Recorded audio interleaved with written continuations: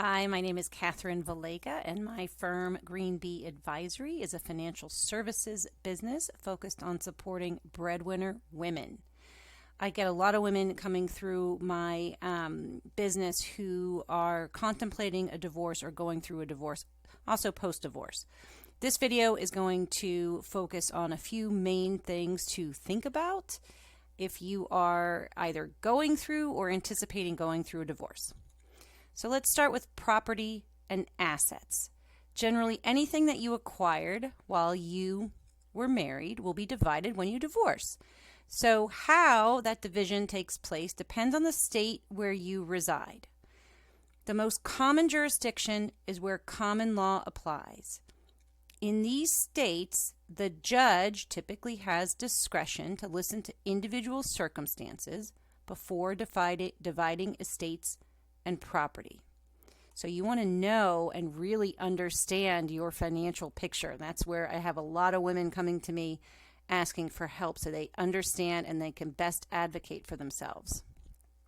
Okay, so let's talk about community property. If you reside in a community property state, the courts will generally divide assets and property acquired during the marriage equally. Okay, so number one, what type of state do you live in? Debt. Debt survives the divorce, and how it is treated also depends on whether you live in a common law or community property state. In a common law state, debt acquired in individual accounts is the responsibility of the account holder, while debt in joint accounts is generally treated the same way as assets and property. In a community property state, debt is divided equally between spouses, no matter whether it was from an individual or joint account. So again, which type of state do you reside in? After your divorce, you want to make sure you are closing all of your joint accounts so you will not become responsibility for debts of your spouse, ex-spouse. And when the divorce is finalized, if you haven't closed, make sure you're reclassifying them as individual accounts for each creditor.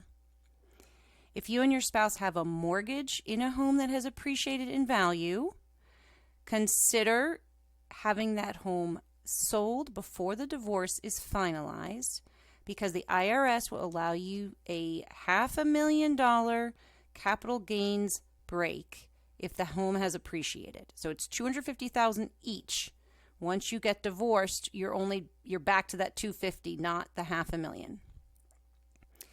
If you or your spouse has money in retirement plans, so 401k plans or pension plans, they may also be divided during the divorce.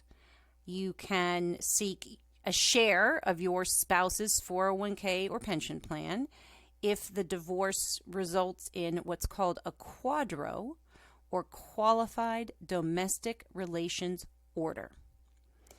And last, estate planning implications. You will want to make sure you review all of your estate planning docs post-divorce. We want to review those documents, draft them correctly, and also review beneficiaries of all of your accounts. So I love helping women as they are contemplating and proceeding through a divorce. If I can help you, please reach out and schedule some time. Thanks so much.